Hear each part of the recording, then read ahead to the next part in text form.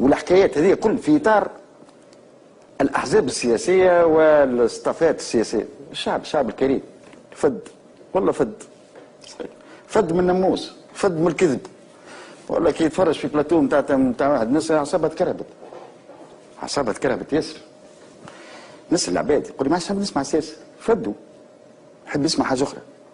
الوغ ادعو الطبقه السياسيه للكف من مرجان الشعب والدستور وكتيبه الدستور والمواطنه.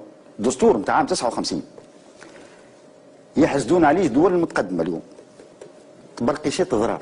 عملناه الخير، تونس خير من توا في كل شيء، احنا ماشيين والشارع يتكلم. انتظر في مبادره من الجيش الوطني وقوات الامن. علاه؟ لانه جيش جمهوري نحب نهنيه بالوحده نتاعو. وانا من نهار 14 جانفي وقت سرقت الثوره قلت الامور هذه لازم الجيش ياخذ رئاسه الجمهوريه ويفتح لنا الملفات، خلي الشعب التونسي يعرف نفسه وين ماشي. الشيء اللي تحكيوا عليه هذا كله مش باش يصير. عليه؟ لانه الشعب ما يلقاش نفسه فيه. عليه؟ ما يعرفش الشجره، مش عارف شكون يقول في الصحيح واللي يقول في الغلط. والمهزله تمت ياسر، داومت ياسر، وتونس قاعده تدفع فيها. ونحب نقول الى شباب تونس اللي ايستوا من حاجه اسمها ثوره.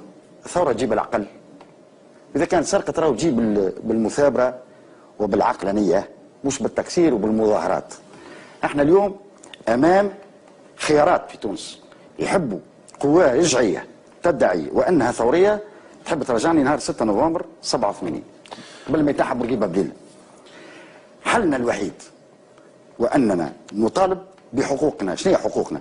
هي معرفه تاريخنا باش نقرروا مستقبلنا، والمطالبه بانتخابات.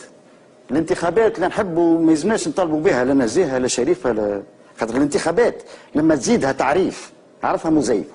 شوفوا في فرنسا تحكي على فرنسا عمر ما يقول لك ديزيليكسيون بروبر ولا ليكسيون ما تكون كان نظيفه. شكرا لك سي طارق، الوقت ما عادش يسمح. كلمه اخيره على حكايه رئيس الجمهوريه. عندنا رئيس جمهوريه من غير صلاحيات ومشانوا للبرازيل وكل انا ننصحوا ما يمشيش ياسر. الطياره هذيك مش مبروكه، ساعات تمشي وما ترجعش.